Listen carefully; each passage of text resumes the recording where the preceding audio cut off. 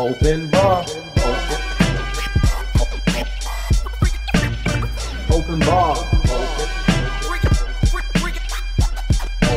Open bar. Open bar. Open bar. What's going on, people? Welcome to another episode of Open Bar Community Calisthenics Podcast. It's your boy Snoop, Fam First, aka Coach Cap. Always at my side is my lieutenant, Muscle Up Millz in the building. And we got a very, very, very special guest in the building today, my boy Vinny. Vincent is his name. His name is not BarBara. For y'all, for all of y'all, his name is Vinny Vincent Michael, the founder of FindingBarBara. Vinny, what's going on, bro? Chilling, man. Good to have you. Be here. Thank you for coming by, man. Because I talk about you a lot off camera. Mm-hmm. Like, your story is one of the dopest stories I've heard. I can't even talk about in a workout, just in life, period. Yeah. So having you on the show today is super dope. To let our viewers know who you are, what you're about firsthand. So we're gonna jump right into it, man. So introduce us to Vinny. Like, what got you? How'd you start? What got you into fitness? What got you just in the community in general? Wow. Well, fitness has been a part of my life. My whole, from day one, kind of. You know, had a bit of a hard upbringing, so I kind of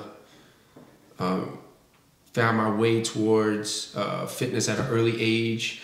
You know, locking myself in the room, doing push-ups and dips. You know, in the bathroom, hiding, doing. Where you grew up? I was born in the Bronx, Bedford Park, and I was raised in South Brooklyn, like Bensonhurst, Gravesend area. Yeah. So fitness came to me pretty early. I remember asking for a weight set when I was like 8 or 10 years old. That's fine. Wow. Like, I wanted to be able to do curls and push-ups on the straight bar and stuff like that when I was real little. But I wound up going to the fire department in my early 20s. And I was always a relatively lean person. So I felt like I had to put some size on for all the gear and everything, you know, the brunt of the work and everything. So that took me further into, you know, weight training and strength training and lifting, squatting, deadlifting and stuff like that. But so real quick on that part, talk to us about the process, because some of my homies went into the fire department and the requirements, you know, wearing like a 70-pound joint, dragging a body up some stairs, like how is that? It's challenging. It's really challenging. Honestly, I was very blessed with a great stepfather, really. You know, I was a pretty bad, angry, troubled kid. You know, by the time I hit high school, I got thrown out of 2 high schools. I got arrested like 4 times between, like, you know, my senior year and before I turned 20 probably. And, you know, he told me, he was like, you're going to get in trouble out here. Yeah. He's like, you're on a real bad path right now. And I had a job and I was living on my own. But he suggested city jobs to me. Okay. And so I took a prep course to get familiar with the test, because it's different than how it is now. Back then it was actually about firematics and stuff, so you had to be familiar with it. So he blessed me with that, and based off of that, I did great on my written exam. And then for the physical, you wear a 50-pound weighted vest through the whole physical while you go through different stations and stuff like that. But for me, I was always like a hyperactive kid, building out obstacle courses, and, you know, I've always hung out in the parks and the schoolyards and stuff like that. So, you know, for me, it was like, oh, this is gonna be fun. You know, like, you know, I mean, I trained for it. I was, you know, I was in the gym, like I said, working my way up. I mean, I got into the fire department when I was 23. So I was doing this stuff when I was like 20, 21 years old. I stopped smoking, and I really focused on it, trying to stay out of trouble.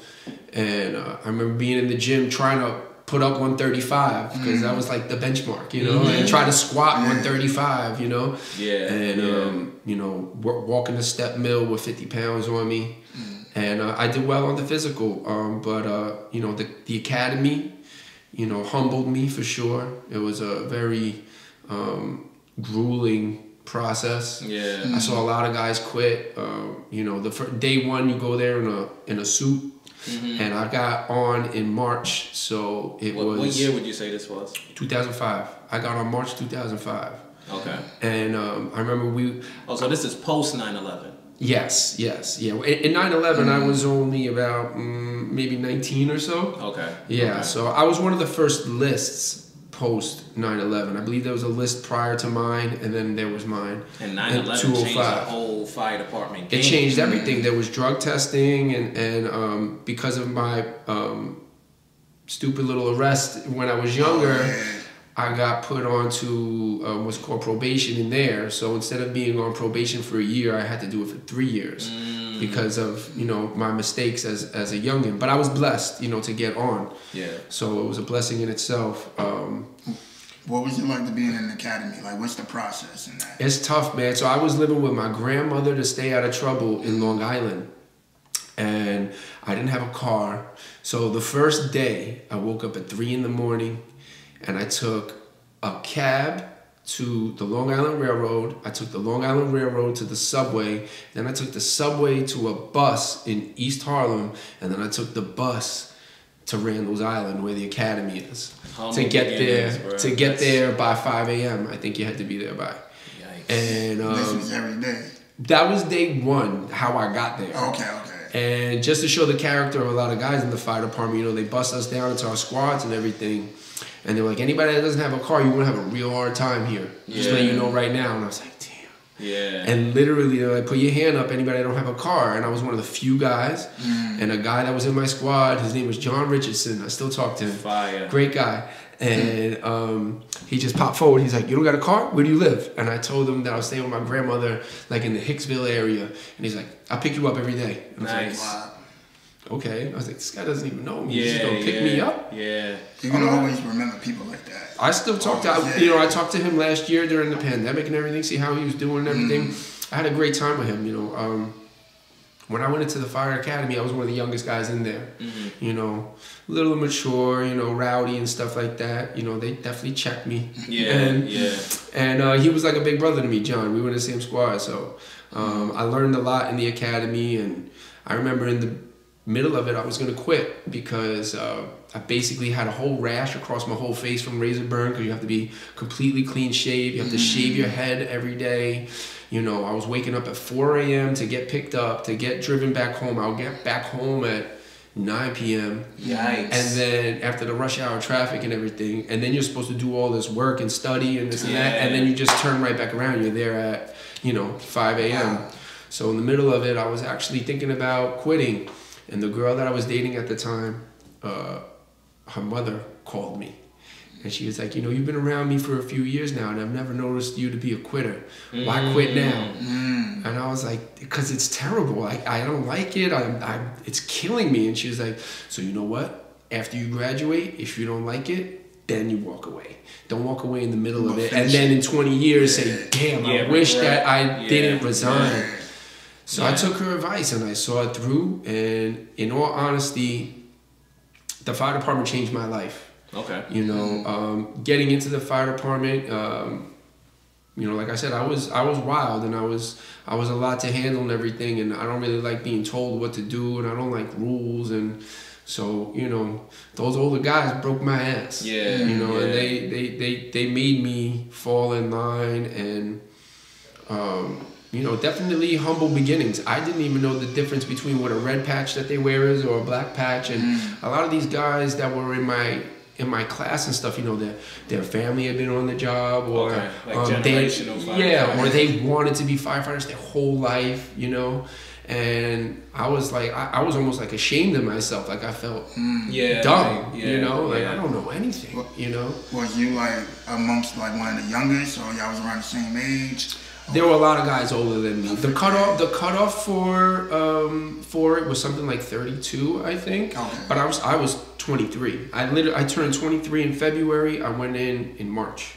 Yeah. And you have to be 21 to get on. So I looked like a baby, you know. So you know, I didn't look 23. I looked like I was like 16. Yeah. You know. So now, I don't want to get too much into your departure from the fire department, but talk to us towards the ending days and where you went from there. Man, I mean, by the time, you know, I hit my 10-year mark, I had crossed the floor from an engine to a truck, and there was a suggestion, you know, coming out of the academy, you go into an engine first so you can get comfortable and you learn how to use the radio, and engine is more team ops, where the ladder, the truck, they're both the same. That's the red patch when you see it. It's more independent thinking, and you have to think on your feet, and you have to react, and you have to know what your position is and where you belong and how to get there and what you're supposed to do. So around 3.5, 4 years, I transferred to the truck. I felt pretty good about my abilities. I had become, you know, good friends with different guys throughout the house. I had a lot of mentors and big brothers guiding me along, and I was comfortable in the decision to go to the truck, like for a new challenge. And when I hit about my 10-year mark, I was actually pretty satisfied with where I was going in my career. Yeah. You know, like going from somebody that didn't know anything about anything to where I was. Like I was confident in my decision making. I felt good about knowing where to go. I was kind of starting to slide into a bit more of a leadership role in the firehouse. And I was excited for the future. I was studying to be a lieutenant, you know, just really refocusing my life. You know, like my 20s were about partying, and I was wild, and you know, my 30s, for me, I made the decision that I wanted to be about improving myself and elevating myself and fitness. So I wanted to get a second job, and I stopped hanging out the late nights and everything so much. And I studied for my NASM certification, and that was going to be my second job. I got a second job. I was doing good in the gym and everything. And then I wound up finding out I had cancer. And I also had suffered a back injury, so the two things together, it was a very small possibility that I was ever going to be able to actively be a firefighter again.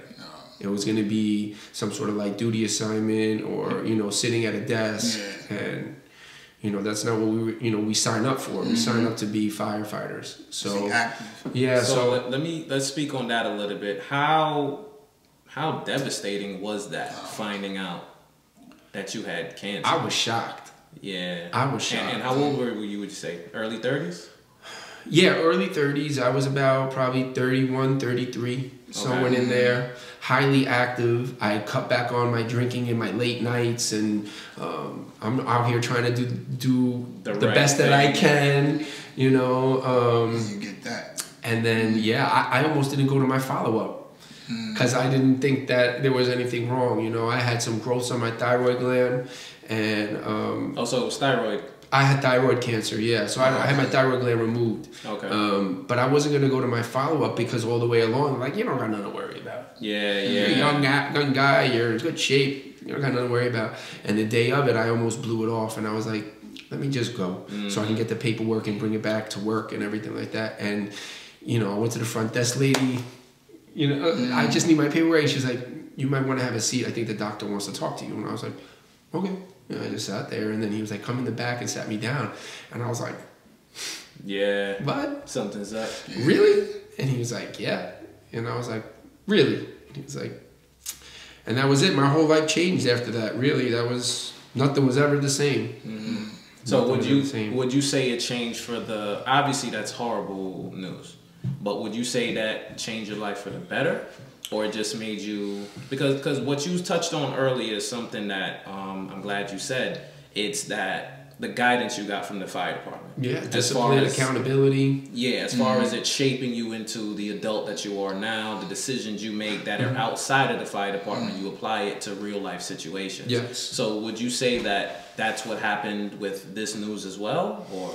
I mean, everything happens for a reason. So, you know, when it first happened, I was definitely like in a little bit of a denial type situation, like, you know, and then I tried to find like holistic outlets to figure out how to keep from having a surgery, and it just wasn't going to be a reality. And I just kind of tried to come to terms with it, where I said, you know, God gives you what you're supposed to have, Yeah. you know, in these moments. And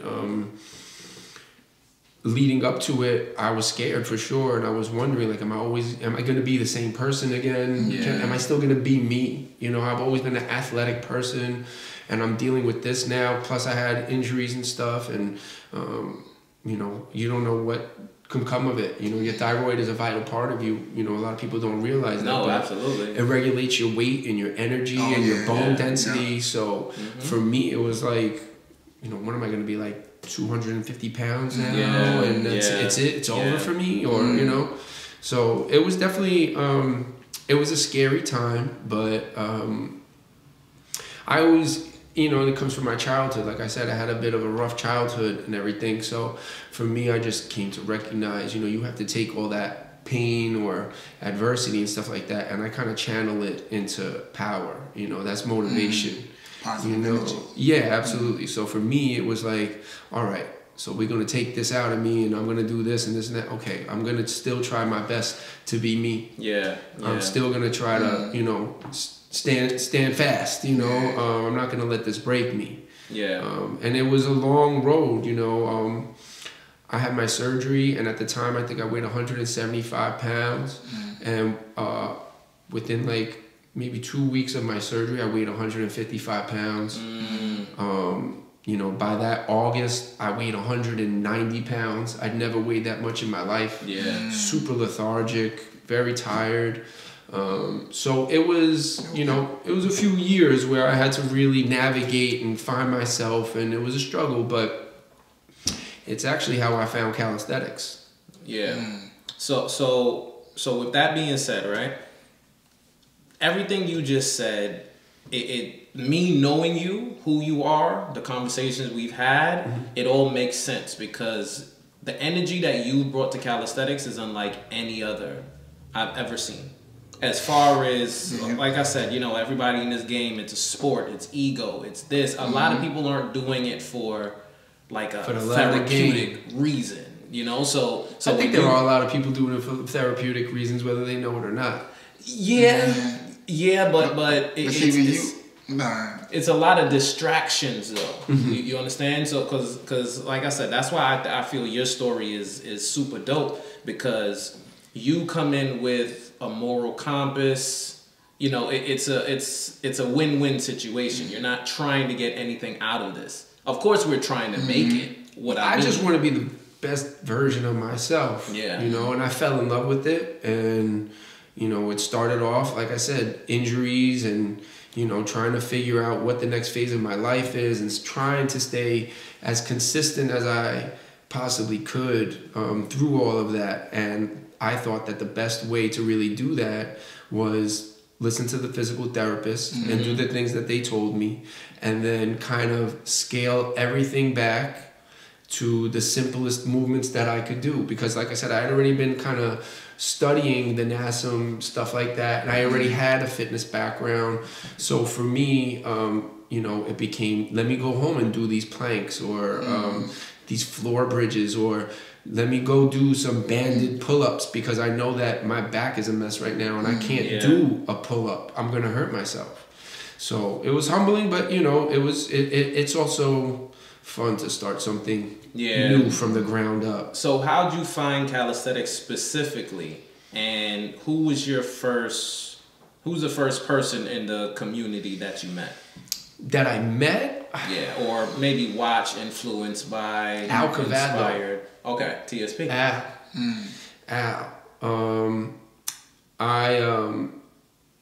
I found calisthenics myself, really, because like I said, I couldn't do any of the other things. Okay. So I was just doing push-ups, pull-ups, dips. I went back to my childhood, to the schoolyard days.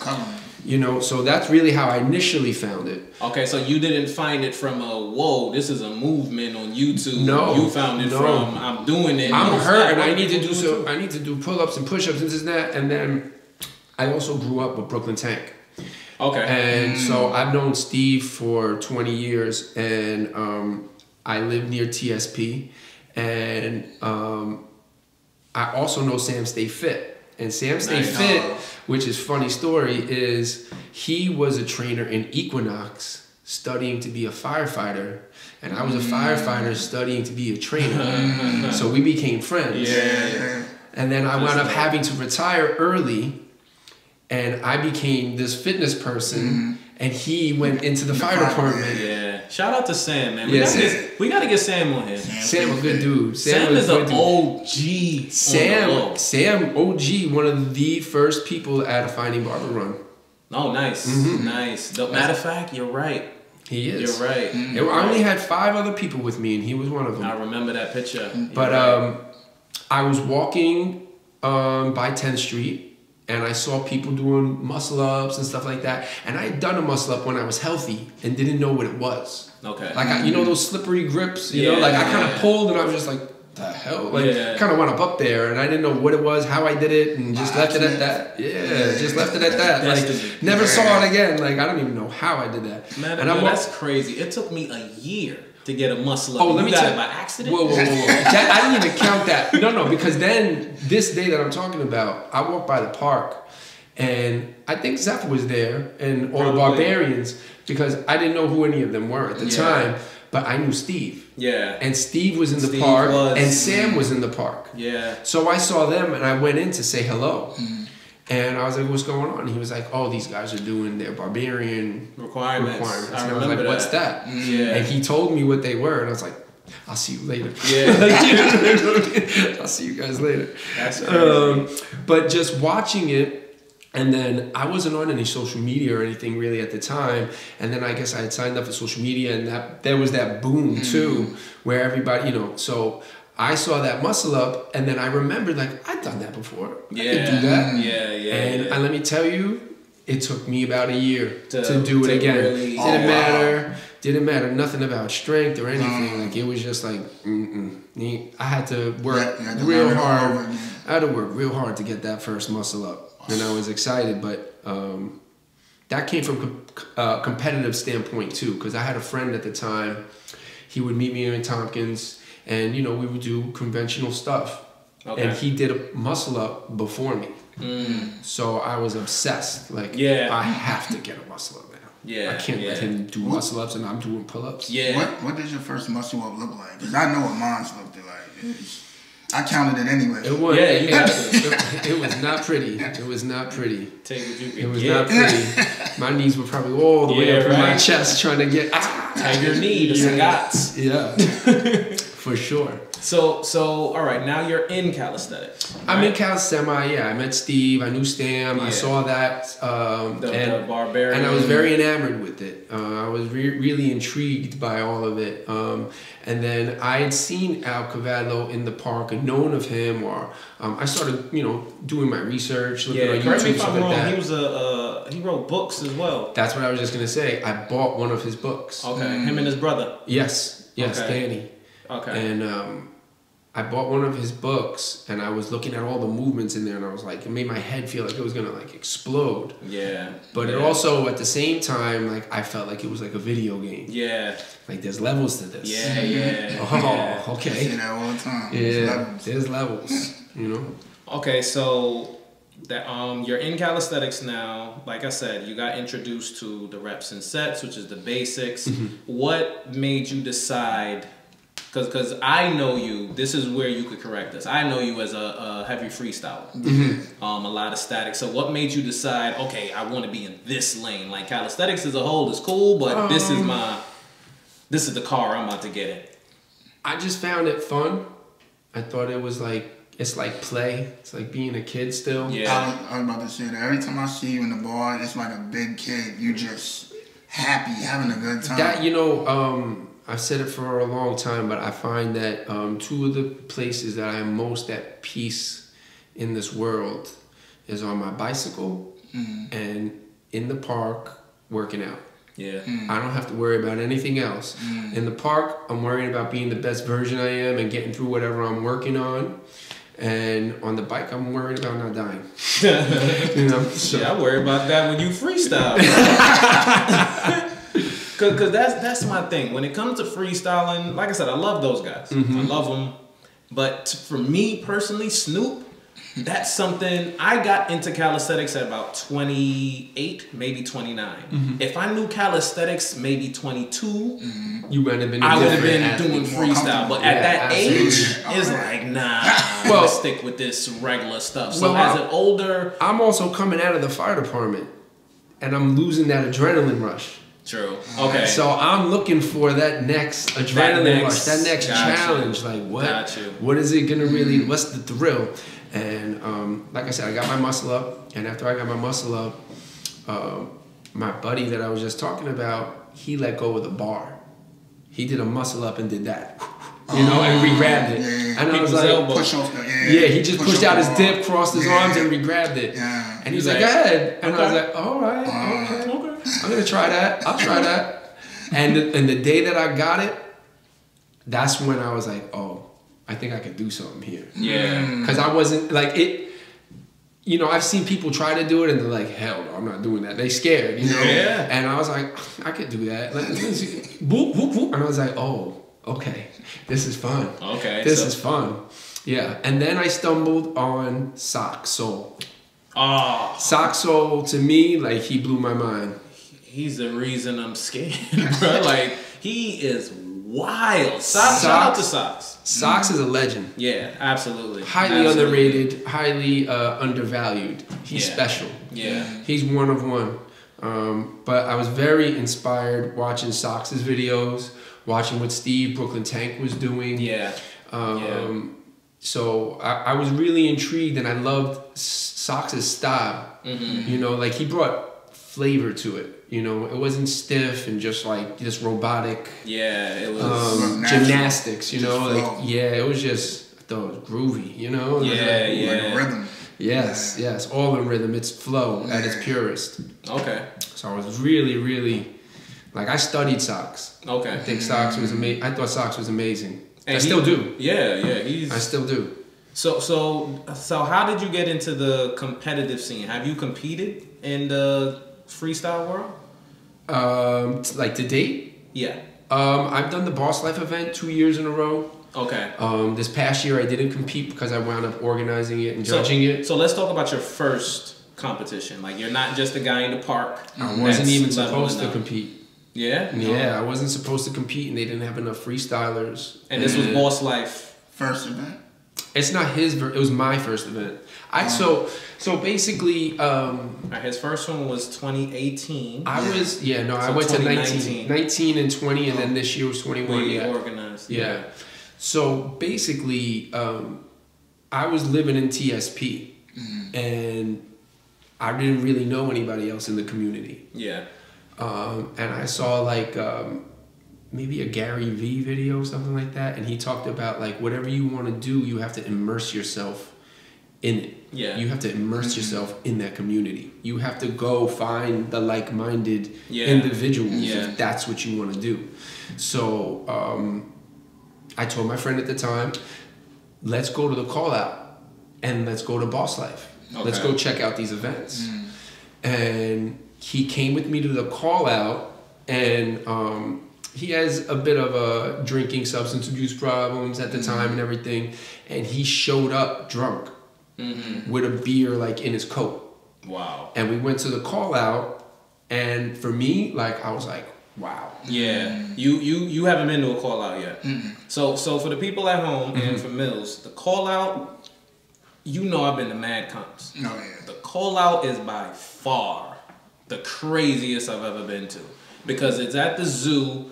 No exaggeration. There's people like on everywhere. Piece of anything that you can sit on, climb on, or anything. There's people, and just it reminded me of like an 80s vibe, if that makes sense. Like, you know, it's like an underground society like that no one knows about, like Warriors. Yeah, exactly. There's people sitting up there, people there, music playing, and it's madness. But it was amazing, bro. I went to my first one.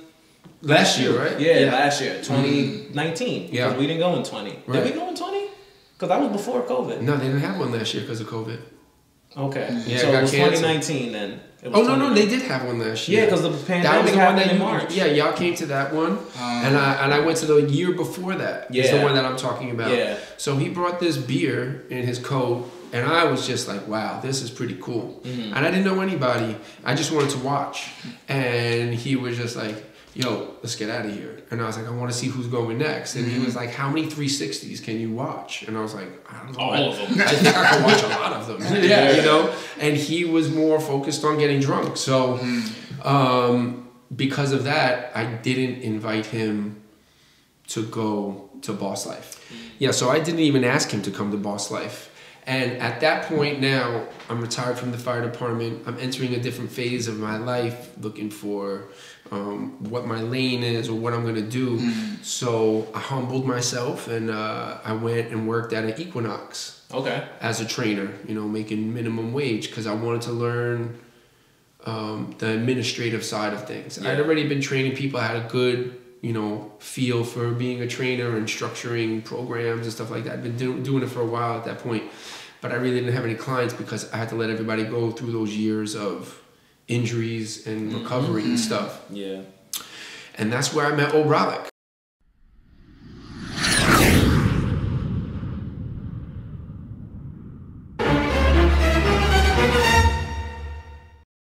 Y'all did that and everything, but this is what it looks like at an elite level. If someone says the right thing, I will run.